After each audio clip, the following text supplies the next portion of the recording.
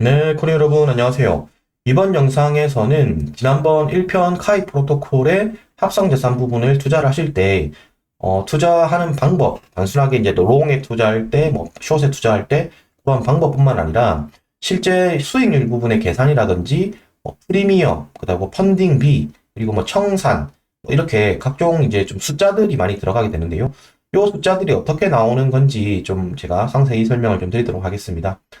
제가 1편을 찍고 나서 지금 한 20시간 조금 더 지난 것 같은데요. 지난번 1편에서 보셨듯이 제가 KS 이더 자산의 롱팜과 숏팜을 이제 둘 다 들어갔었고, 투자 금액이 1,800불, 2,400불 정도 되네요.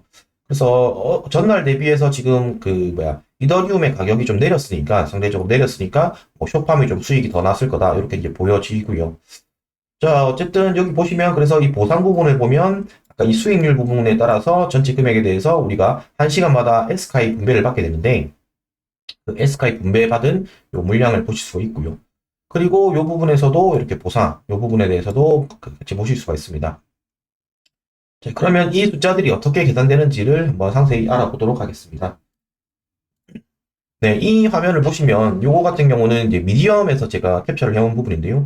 여기서 이제 기본적으로 보시고 하실 내용은 뭐냐면 기본 분배율, 즉 카이 프로토콜 내외에 존재하는 생태계 내에 존재하는 이런 각종 유동성 풀들에 대해서 합성 자산 같은 경우는 여기서부터 이제 여기죠. 그러면 이제 전부 다 2%씩 합성 자산은 2%씩 전부 다 배분이 되어 있다라는 걸 아실 수 있고, 그 2%와 그 다음에 V카이의 투표를 통해서 이제 부스트 그 비율이 결정이 되는데, 그렇게까지 하면 전체 하루에 분배되는 총 S카이 개수 중에서 내가 그 투자한 풀이 몇 프로를 분배하는지 알 수 있다 라는 내용입니다.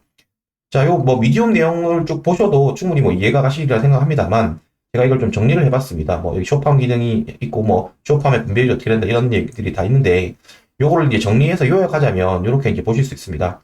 여기 있는 합성자산 탭하고 부스트 탭에 있는 숫자들을 이해를 하시려면 이렇게 이제 정리가 됩니다.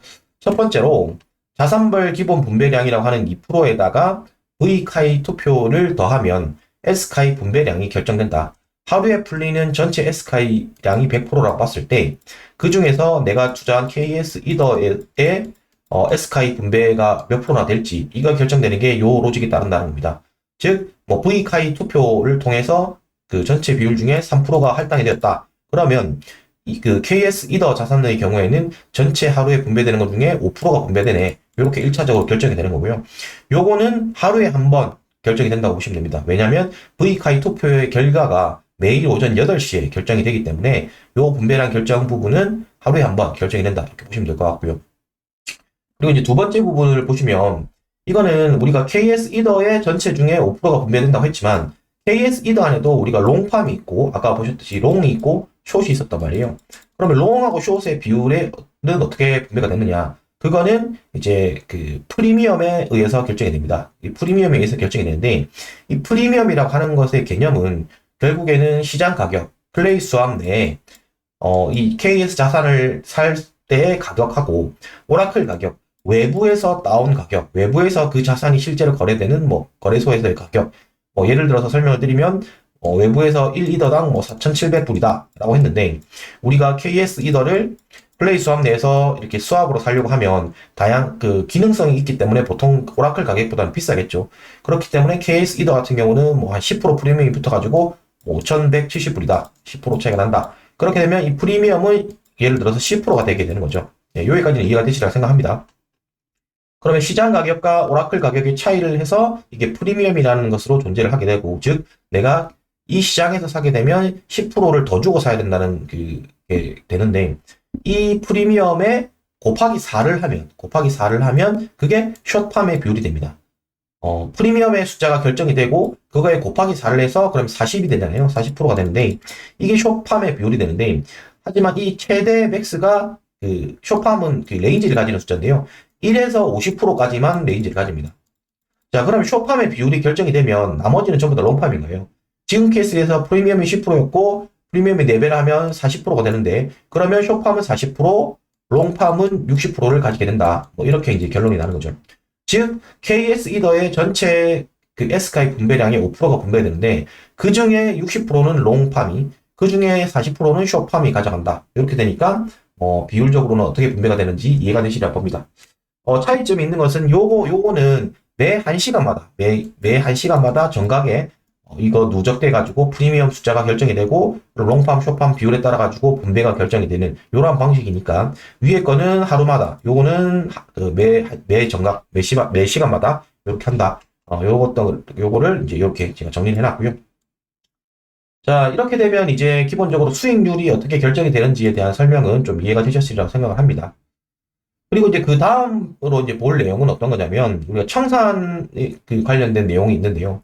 이 청산된 관련된 내용은 어떤 거냐면 결국에는 우리가 담보를 잡아주고 아까 카이를 가지고 1편에서 보셨듯이 카이를 가지고 담보를 잡고 그것을 기반으로 우리가 자산을 발행을 하거나 뭐 이렇게 빌리거나 그 쇼팜을 들어가거나 이렇게 했는데 이게 항상 그 기준이 되는 게 몇 프로냐면 자산 대비 150%의 담보금을 유지해야 된다. 뭐 이런 말이 있는 겁니다. 무슨 말이냐면 내가 땡기려고 하는 자산 대비해서 카이의 금액이 150%를 유지를 해줘야 된다. 그까지만 인정이 된다는 얘기입니다. 그러면 만약 우리가 그 청산이 나오는 시나리오 같은 경우는 두 가지가 있겠죠. 첫 번째 같은 경우는 담보 가치 하락. 즉 내가 담보로 맡겼던 카이가 처음에 맡길 때는 뭐 1억치였는데 이게 카이 가격이 하락함에 따라 가지고 담보 가치가 내리는 케이스가 있을 수가 있는 거예요. 그리고 두 번째 케이스 같은 경우는 대여한 자산. 예를 들어서 제가 KS 이더를 이렇게 발급을 받았는데 그 KS 이더를 발급을 받았다는 얘기는 쇼팜을 들어갔다는 얘기죠. 그럼 KS 이더를 발급을 받았는데 최초에 발급받았을 때는 이게 뭐 5천만 원치였는데 개당 뭐 500만 원이라서 이게 10개를 했더니 5천만 원치였다. 이렇게 했는데 이게 가격이 오르는 거예요. 계속 가격이 오르다 보니까 이게 카이의 그 150%를 유지를 못하게 되는 케이스가 되는 거죠. 무슨 말이냐고 하면 지금 이더리움을 5천만 원치를 빌렸으면 담보가 최소한 7,500만 원치는 있어야 되거든요. 150%를 유지해야 되니까. 그러면 이더리움 5천만 원치를 빌렸을 때 카이가 7,500만 원치가 있어야 되는데 아까 말했듯이 카이의 가격이 떨어질 수도 있고 카이의 가격이 뭐 개당 뭐 1달러 하다가 0.75불이 되면 카이의 가격의 가치가 7,500불밖에 안 되니까 7,500만 원밖에 안 되니까 가치가 떨어지는 거죠.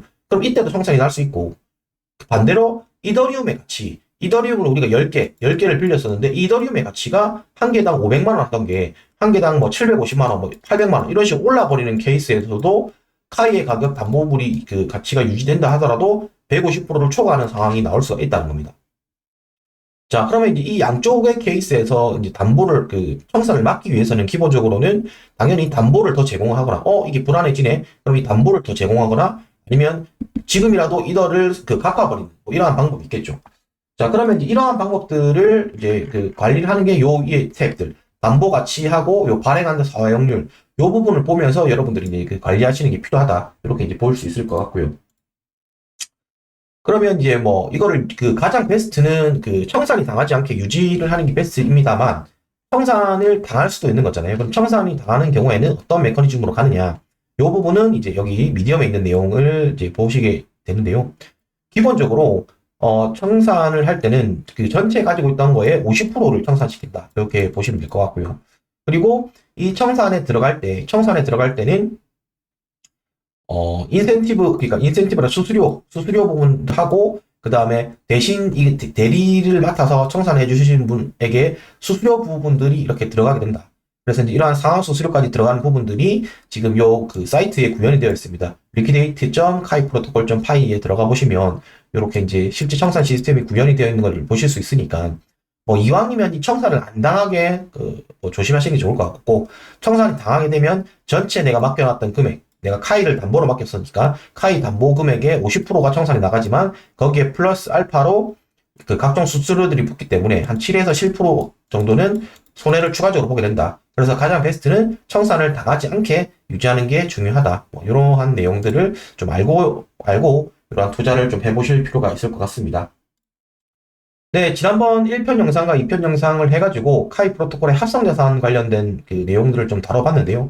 합성자산 투자라는 게 뭐 익숙하지 않으실 수도 있겠습니다만 지금 다른 이런 서비스들에서도 많이 좀 차용하고 있는 케이스고 실제 뭐 이거 같은 경우에도 법적 검토나 이런 것들은 사실 다 끝난 상황이라고 합니다. 그렇기 때문에 뭐 여러분들이 이런 그 해외 주식이라든지 뭐 이런 것들에 대해서 관심도 있으신 분들 같은 경우에는 코인의 자산을 담보로 해가지고 이렇게 투자할 수 있는 기회가 있으니까 이런 것들도 좀 시스템이 어떤다는 거에 대해서 이해를 하셨으면 좋겠고, 그 중요한 것은 항상 말씀드리지만, 이 담보의 가치의 변화에 따라 가지고 청산이 당할 수 있다. 즉, 카이의 가격이 매우 중요하다. 이 부분과, 내가 어떤 자산을 빌릴 건지에 대한 그 명확한 목적성이 필요하다. 저처럼 뭐 롱숏 양쪽으로 거는 케이스보다는 본인이 이제 방향성을 정하시고, 이렇게 거는 게, 현명한 투자 생활이 될 수 있겠다고 생각합니다. 네, 이번 영상은 여기까지고요. 영상이 도움이 되셨으면 구독, 좋아요, 알람 설정 부탁드리겠습니다. 네, 감사합니다, 코리 여러분.